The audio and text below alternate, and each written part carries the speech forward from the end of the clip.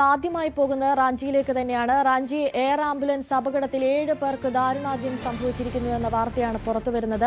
രോഗിയുമായി ഡൽഹിയിലേക്ക് പോയ റെഡ് ബേർഡ് എയർവേസിന്റെ വിമാനമാണ് അപകടത്തിൽപ്പെട്ടത്. രോഗിയും ഡോക്ടറും വിമാന ജീവനക്കാരുമാണ് മരിച്ചത്. രാകേഷ് ചേരുന്നുണ്ട്. വിമാനാപകടത്തിന്റെ കൂടുതൽ ദൃശ്യങ്ങളാണ് നമ്മളിപ്പോൾ കാണുന്നത്. വളരെ ദാരുണമായ ഒരു അപകടമാണ് സംഭവിച്ചിരിക്കുന്നത്. രാകേഷ് ചേരുന്നുണ്ട് കൂടുതൽ വിവരങ്ങളുമായി. രാകേഷ്, മോശം കാലാവസ്ഥയാണ് അപകട കാരണമെന്ന് പറയുമ്പോഴും ഇതിന് പിന്നിൽ മറ്റെന്തെങ്കിലും കാരണമുണ്ടോ എന്ന രീതിയിലുള്ള അന്വേഷണങ്ങളൊക്കെ പുരോഗമിക്കേണ്ടതുണ്ട്. ഇപ്പോൾ എന്താണ് നിലവിലെ സാഹചര്യം? അനുശ്രീ, ബരാമതി വിമാനാപകടത്തിന്റെ ഞെട്ടൽ മാറും മുമ്പാണ് മറ്റൊരു വിമാനം ഇപ്പോൾ അപകടത്തിൽപ്പെട്ടിരിക്കുന്നത്. കാരണം കഴിഞ്ഞ മാസം 28-ാം തീയതിയാണ് ബാരാമതിയിൽ അപകടമുണ്ടായതും മഹാരാഷ്ട്ര ഉപമുഖ്യമന്ത്രി അജിത് പവാർ അടക്കം 5 പേർ കൊല്ലപ്പെടുകയും ചെയ്തത്. അതിന് പിന്നാലെയാണ് ഇപ്പോൾ മറ്റൊരു ചാർട്ടേഡ് വിമാനം അപകടത്തിൽപ്പെട്ടത്. റാഞ്ചിയിലാണ് ഈ അപകടമുണ്ടായത്. ഇപ്പോൾ ഈ വിമാനത്തിലുണ്ടായിരുന്ന 7 പേരും മരിച്ചു എന്ന വിവരമാണ് പുറത്തു വന്നിരിക്കുന്നത്. കാരണം ഇന്നലെ ഏതാണ്ട് 7:11 കൂടിയാണ് റാഞ്ചിയിൽ നിന്ന് ഈ ചാർട്ടേഡ് വിമാനം ഡൽഹിയിലേക്ക് എയർ ആംബുലൻസ് പുറപ്പെട്ടത്.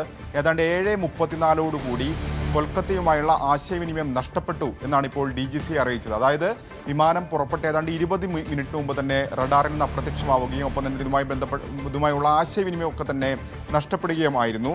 ഏതായാലും 20 മിനിറ്റിന് ശേഷം ഈ വിമാനം തകർന്നു വീണു എന്നാണ് അതിൻ്റെ ദൃശ്യങ്ങളാണ് ഇപ്പോൾ നമ്മൾ കണ്ടുകൊണ്ടിരിക്കുന്നത്. ജാർഖണ്ഡിലെ തന്നെ ഛത്ര ജില്ലയിലാണ് വിമാനം തകർന്നു വീണത്.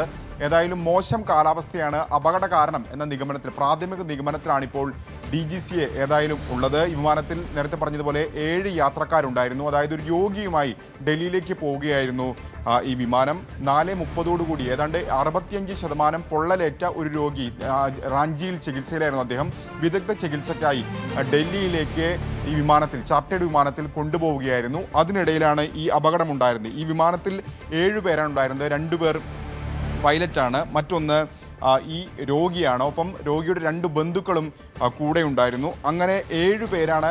2 ഡോക്ടർമാരുണ്ടായിരുന്നു, കൂടാതെ ഡോക്ടറുടെ സഹായം ഉണ്ടായിരുന്നു. അങ്ങനെ 7 പേരാണ് ഉണ്ടായിരുന്നത്. ഏതായാലും ഇപ്പോൾ DGCയെ പറഞ്ഞിരിക്കുന്നത് ഇതുമായി ബന്ധപ്പെട്ട് വ്യക്തമാക്കുന്ന ഏറ്റവും പ്രധാനപ്പെട്ട കാര്യം മോശം കാലാവസ്ഥ തന്നെയാണ് അപകടത്തിലേക്ക് നയിച്ചതെന്നാണ്. പക്ഷേ മറ്റെന്തെങ്കിലും ഈ അപകടത്തിന് കാരണമായിട്ടുണ്ടോ എന്നടക്കമുള്ള കാര്യങ്ങൾ ഇനിയും അറിയേണ്ടതുണ്ട്. മാത്രമല്ല ഈ ചാർട്ടേഡ് വിമാനങ്ങൾ ഇത്തരത്തിൽ അപകടത്തിൽപ്പെടുന്നത് ആവർത്തിക്കുകയും ചെയ്തു. നേരത്തെ പറഞ്ഞതുപോലെ ബരാമതിയിൽ ഉണ്ടായിരിക്കുന്ന അപകടം, അതിനുശേഷം 1 മാസം തികയും മുമ്പ് ഇപ്പോൾ മറ്റൊരു അപകടം കൂടി ഉണ്ടായിരിക്കുന്നു. ഏതായാലും അത് എന്തുകൊണ്ട് തുടങ്ങിയ കാര്യങ്ങളിലൊക്കെ തന്നെ ഇനി വ്യക്തമായ അന്വേഷണം നടക്കേണ്ടിയിരിക്കുന്നു.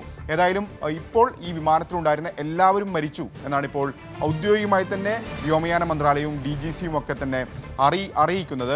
ഏതായാലും ഇപ്പോൾ സ്വാഭാവികമായും ഇനി മറ്റ് അടുത്ത നടപടികൾ നിലയ്ക്ക് ഇതിൻ്റെ ബ്ലാക്ക് ബോക്സ് ഒക്കെ തന്നെ കണ്ടെത്തേണ്ടതുണ്ട്. അത്തരം നടപടികളിലേക്കൊക്കെ തന്നെ അന്വേഷണത്തിലേക്കൊക്കെ തന്നെ കടക്കുകയാണ് DGCയും മറ്റ് അന്വേഷണ സംഘങ്ങളുമൊക്കെ തന്നെ. ഏതായാലും ഇവരുടെ വിവരങ്ങളൊക്കെ തന്നെ ലഭ്യമായിട്ടുണ്ട്. ക്യാപ്റ്റൻ വികാസ് ഭഗത്തും ഒപ്പം തന്നെ സർവദീപ് സിംഗുമാണ് ഇതിൻ്റെ പൈലറ്റുമാരുണ്ടായിരുന്നത്. രോഗി നേരത്തെ പറഞ്ഞതുപോലെ പൊള്ളലേറ്റ രോഗിയുമായാണ് ഈ വിമാനം റാഞ്ചിയിൽ നിന്ന് ഡൽഹിയിലേക്ക് പോയിരുന്നത്. സഞ്ജയ് കുമാർ എന്നാണ് അദ്ദേഹത്തിൻ്റെ പേര്. ഒപ്പം കൂടെ മറ്റ് 2 പേരുണ്ടായിരുന്നു, ബന്ധുക്കളായ 2 പേരുണ്ടായിരുന്നു. ഒന്ന് അർച്ചന ദേവിയും മറ്റൊന്ന് ധ്രുവ് കുമാറുമാണ്. ഡോക്ടർ വികാസ് കുമാർ ഗുപ്ത, ഒപ്പം ഡോക്ടർ സഹായിയായി ഉണ്ടായിരുന്നത് സഞ്ജയ് കുമാർ മിശ്ര. ഇങ്ങനെ 7 പേരാണ് ഈ വിമാനത്തിൽ ഉണ്ടായിരുന്നെന്നാണ് ഇപ്പോൾ അറിയുന്നത്. മാത്രമല്ല ഈ വിമാനം beach craft king air C-90 ഇതാണ് വിമാനം. ഇത് സ്വാഭാവികമായും ഇത് ഉപയോഗിക്കുന്നത് എയർ ആംബുലൻസ് സർവീസുകൾക്കും ഒപ്പം തന്നെ ഇത്തരത്തിൽ പ്രൈവറ്റ് സ്വകാര്യ ആവശ്യങ്ങൾക്കുമാണ് ഉപയോഗിച്ചു വരുന്ന വിമാനമാണ്.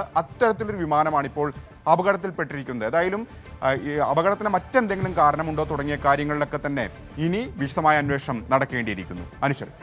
രാജേഷ് നേരത്തെ പറഞ്ഞതുപോലെ തന്നെ ഇത്തരത്തിലുള്ള ചാർട്ടേഡ് വിമാനങ്ങൾ ഇപ്പോൾ അപകടത്തിൽപ്പെടുന്നത് സ്ഥിരമാവുകയാണ്.